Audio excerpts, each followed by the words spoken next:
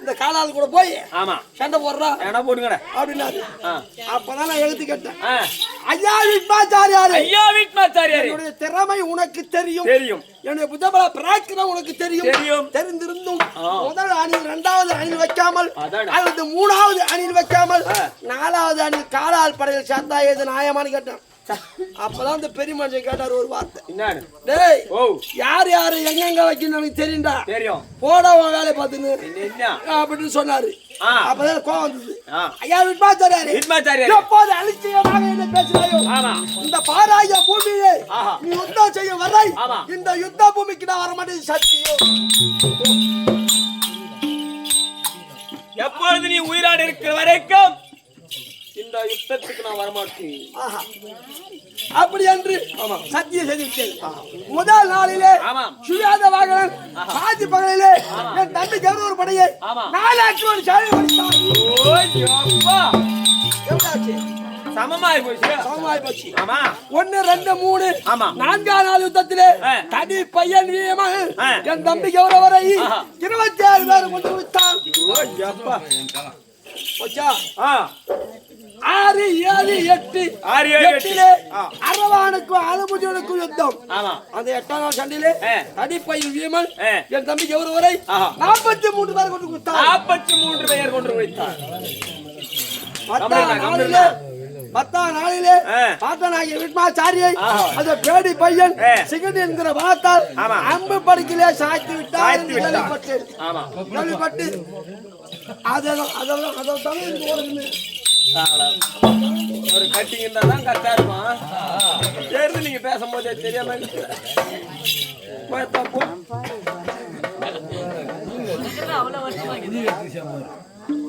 உங்க அப்பாவுக்கு ஒரு கட்டிங் போடதான் கரெக்டா இருக்குமா கேட்டுக்க தம்பி. அப்படி இருக்கும் போது 10ஆம் நாளிலே விட்மாச்சாரியார் படுத்தார். 11 ஒண்ணு கிடையாது. 12 நரகாசுரன் பிள்ளை பகதத்தனை கொன்றார். இந்த 12 நாள் நடக்குது. அந்த சண்டை பெற்று 13ஆம் நடந்த அமர் இருக்கிறது.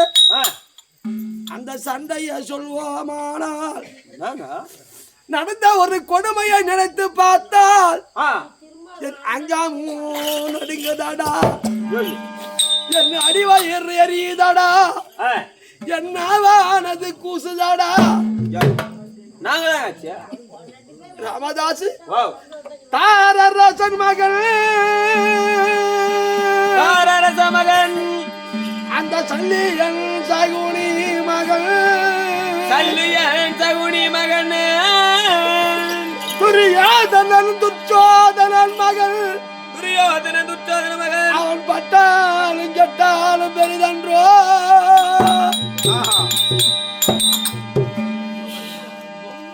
தாரரசன் சொல்லக்கூடிய துரியோதனன் சத்தா என்ன, அந்த துச்சோதனன் மாண்டா என்ன, சல்லியன் சத்தா என்ன, சகுனி மகன் சத்தா என்ன, அதெல்லாம் பெருதலடா.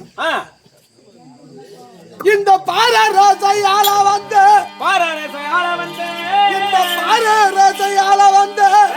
பார்த்தமா மகன் ஒருவன் பட்டானையோ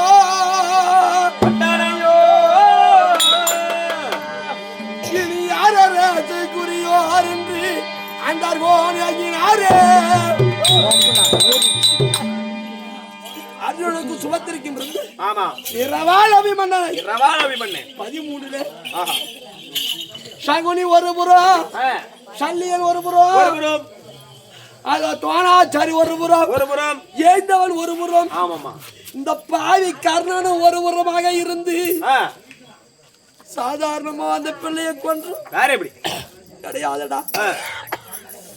சரகுன்ற தனை வளர்த்து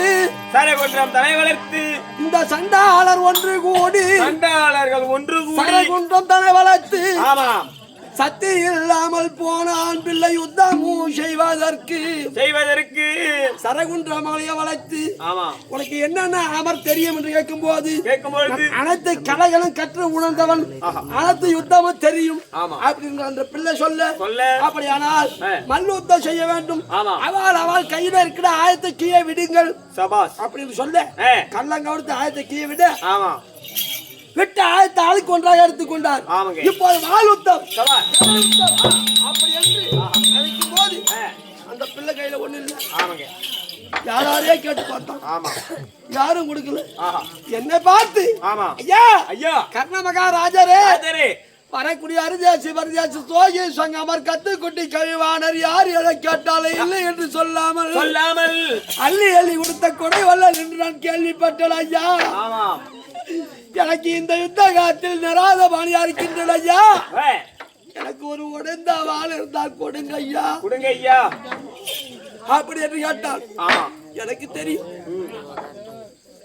என் தம்பி பிள்ளை அபிமன்னன் என்று எனக்கு தெரியும். ஆமாம்.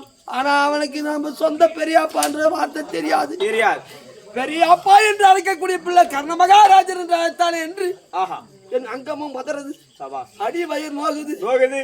அதோ சொல்லுவாங்களே, தன் ஆடாவட்டான் தன் சரீரம் ஆடும் என்று உரைப்பாரு. அப்போது பார்த்து அபிமன்னா உன் திறமையை நான் மெச்சினேன். உனக்கு உடைந்த வாள் என்னடா, என் உடைவாளை தருகிறேன். சகுனி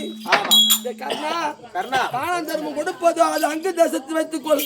இந்த குருச்சாத்திர பூமி தானம் தர்மம் இடுவது அப்படி தருவதா இருந்தால் நீ ஆயத்துக்கு வீசு, அவனுக்கு திறமை இருந்தா எடுத்துக்கொள்ளட்டும் அப்படின்னு சொல்ல நானும் கல்லங்க எடுத்து ஆயத்துக்கு விட குனிந்து எடுக்க போன பிள்ளையை அது கால் ஒருவர் கணம் ஒருவராக முண்டம் ஒருவராக துண்டித்தார்.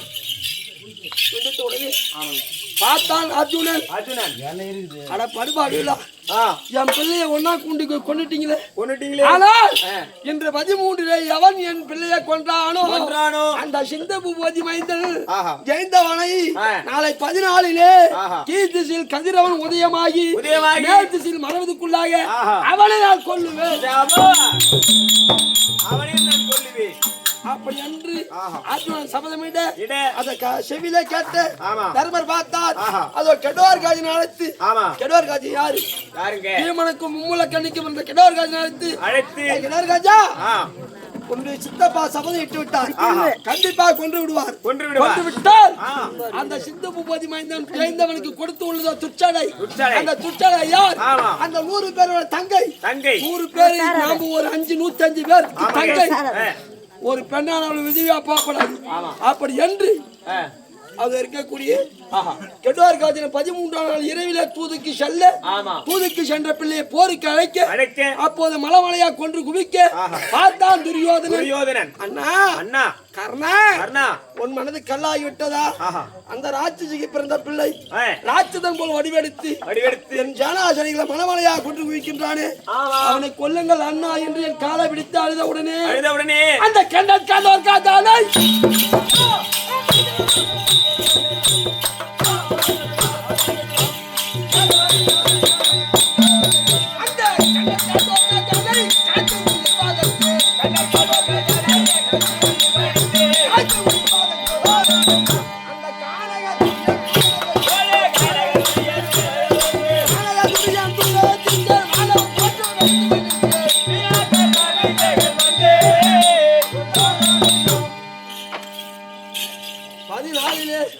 தேவேந்திரம் இருந்து பெற்று அது இருக்கக்கூடிய வேலாயத்தால் கொன்று ஜெயந்தவன் மடிந்தான். அதை விட்டால் 15 தோணாச்சாரி மடிந்தான். 16ஆம் நாள் சாயந்திர வேளையிலே கர்ணன் அதோட துரியோதனன் ஓடி வந்து கர்ணா நான் ஆத்திரத்தில் அறிவை எழுந்து விட்டேனே, முதல் நாளிலே உனக்கு கொடுத்திருந்தா அப்போதே ராஜாக்களை கொண்டு இருப்பா, நான் தெரியாமல் என் புத்தியை சிதற விட்டு விட்டேனே அப்படி என்று சேனாதிபதி பட்டம் கொடுத்து உள்ளான்.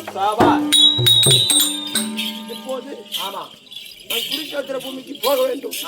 அதுக்கு முன்பாக என் தம்பி கிட்ட சில வார்த்தைகள் ஆட வேண்டும், உரையாட வேண்டும், என் தம்பியை பார்க்க வேண்டும்.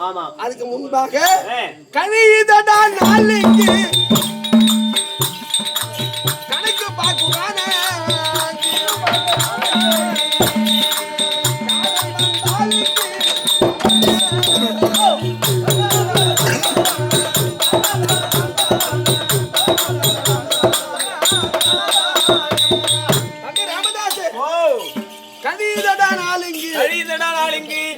ராமச்சந்திர ஐயா அவங்க இறந்துட்டாரு. அவருக்காக நாம புண்ணியத்துக்கு புண்ணியசாரன்னு ஒரு ராத்திரி நாடகம் ஆடுறோம். ஆனா அவருக்கு வயசு என்ன? வயசு என்ன ஐயா அவருக்கு வயசு? 82 ஒரு வயசு 83 82 83. ரொம்ப புண்ணியம் செஞ்சவர். ஆமா. டேய் ஓ தம்பி நல்லா கேட்டுக்க. சரி ஐயா. நீ இருப்ப. ஆமா. நான் பெருக்கலாம் 70 வயசு 80 வயசு இருக்கலாம். ஆனா இப்ப அவர் புண்ணியம் செஞ்சவர். ஆமா. தனியா இறந்துட்டாரு. ஆமாங்க. இப்ப நல்லா கேட்டுக்க. டிவி பாரு, பேப்பரை பாரு. ஏமா ஒரு ஐயா ஐயா ஐயா ஐயா இருங்க ஐயா. ஏய் யார் அது? இப்போ உனக்கு தெரியுமா நம்மளுக்கு காலில் அடிபடுதுனாக்கா ஆமா அது எச்சரிக்கை காட்டுது. ஆமா. மதம் கொண்டு அந்த இடத்துக்கு போகாதடா தடங்கள் அப்படின்னு சொல்லிட்டு காலில் அடிபட்டு எச்சரிக்கை காட்டுது. ஆமா. நம்ம மீண்டு போனா உயிர் போகும். ஆமாங்க. ஏன்னாக்கா இப்ப எமன் ஒருத்தர் 2 பேர்லாம் பிடிக்கிறது கிடையாது. புண்ணியம் செய்வங்க தான் ஒருத்தர் 2 பேரு பிடிக்கிறது பூரா 500 பேர் 1000 பேர் 2000 பேர் இப்படிதான் மாறணும். அப்படியே ரேட் பேசி வாரிடுறா. அக்கறமா அநியாயம் தலை தூக்கி ஆடுது. இலங்கையில 122 பேர் சத்தம் போய் எப்படி எந்த 122 750 பேர் இளைஞர் செத்துது. போன வருஷம் 2 வருஷத்துக்கு முன்னாடியே சொன்னேன். ஆமா. இலங்கை என்கிற ஒரு தீவா இருக்காதுன்னு சொன்னீங்க. இப்பயும் நான் சொல்றேன் 2030க்குள்ள முத பாம்பாய். ஆமா. 2வது மெட்ராஸ். மெட்ராஸ் அப்படி மெட்ராஸ் அழிய போறது பூகம் வர போறது. கேட்டியா? யாரு கேளு அக்கிரம அநியாயம் அதிகமா ஆகிவிட்டது. இப்ப இருக்கிற பசங்க 12 வயசு 13 வயசுலயே வயசு வந்து போகுது. எப்படி இப்ப இருக்கிறது 60 வயசு ஆயுள். அதே 2100 அதுக்கு மேல பிறக்கிற புள்ளலாம் 20 வயசுக்கு மேல தாண்ட மாட்டாங்க. ஆம்பளை ஆகட்டும் பொம்பளை ஆகட்டும் ஆயுள் 20 வயசு தான். ஆயுள் 20 வயசு தான். யாரு கேளு அப்ப 25 வயசுல அனுபவிச்ச ஆம்பளை பொம்பளை பூரா இப்ப 15 வயசுல அனுபவிக்கிறோம். அப்படி அப்பெல்லாம் பொம்பளை ருதுவாகிறதுக்கு 5 வருஷம் 16 வருஷம் 20 வருஷம் கூட இருந்துக்கிறாங்க. இப்ப 12 வருஷம் 13 வருஷம் தப்பு டிப்பு. 2100க்கு மேல 6 வயசுல வயசுக்கு வந்துடும். 12 வயசுல எல்லா வேலையும் முடிச்சிடும். 20 வயசுல போய் சேர வேண்டியதான். வண்டி கட்டிக்க வேண்டியதான். யாரு கேளு கலியுகம் முத்துது. கடவுள் அவதான் நடக்கிறாரு. 100 வருஷத்துக்கு மழை பெஞ்சு உலகத்தை அழிக்கும். 100 வருஷத்துக்கு காஞ்சி பூரா அப்படியே பத்தி எரியும். ஏன்னா கடவுள் கலிக்கு அவதாரம் எடுத்துக்கிறாரு. இது முடியறதுக்கு அது சோதனை தான் நம்ம பண்ற அக்கிரமான ஒண்ணுமே ஊருக்கு 4 கம்யூனிட்டி பண்றது பூரா.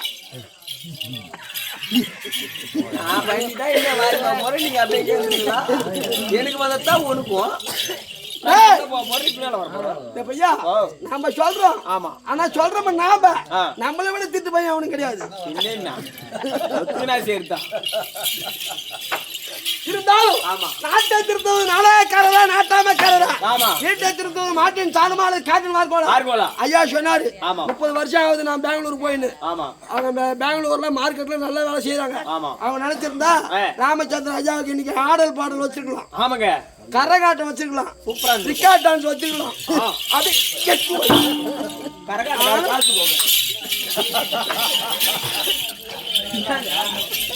ஐயோ நானும் ஐயப்பன சொல்லுங்க. ஏன் இந்த தெருக்கூத்து வைக்கிறாங்க? அது பூரா வந்து நின்னபடியே ஆட்டு போவாங்க. கரகாட்டு காட்சி வந்தா அப்படி இப்படி ஆடுவாங்க. இந்த தெருக்கூத்துக்காரங்க வந்தாக்கா நின்ன இடத்த ஆடினாலும் 4 கருத்துரை சொல்லுவாங்க. ரசனையா பேசுவோம். இப்படி அதை 4 பேர் பார்த்து திருத்துவாங்க. இவங்கள மாதிரி ஆளு திருந்தவங்க திருத்துவாங்க. ஒண்ணு மாதிரி ஆளு சுத்தமா கெட்டு போறது கெட்டு போகும். இந்த நேரத்துல என் கால கட்டி கேக்குறேன்.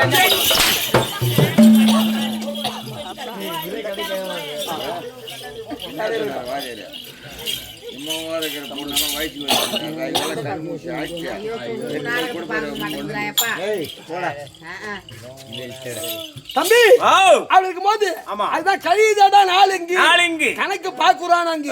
நீ தேதி என்ன? 27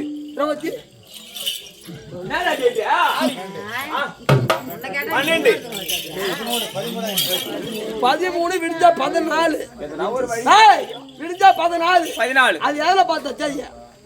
காலண்டர் செல்லு காலண்டர்ல. தம்பி உன் வீட்டுல எத்தனை பேர் இருக்கீங்க? 2 பேர் இருக்கிறோம். ஒரு காலண்டர். ஆனா எத்தனை பேர் இருந்தாலும் எல்லாத்துக்கும் ஆளுக்கு ஒரு காலண்டர் இருக்குது. எங்க யமலோகத்துல காலையில எப்படி ஏஞ்சி வீட்டுல ஒரு காலண்டர் ஷீட்டு கீக்கிறியோ காலையில ஏஞ்சி சித்ரா பத்திரம் வரியா சீட்டு கீச்சுன்னு வருவான் ஈசிக்கிறான் கடைசிக்கு சீட்டு கீச்சுனா நீ சிவாகா சிவாகா. கழிதடா நாளைக்கு நாளைக்கு. நமக்கு கணக்கு பாக்குறான் அங்கு ஆமா. காலன் வந்தால் இங்கு கடனே கடனே யமன்கிட்ட கவனம் சொல்ல முடியாது அப்படி யமன் உயிரை கவர்ந்து விட்டா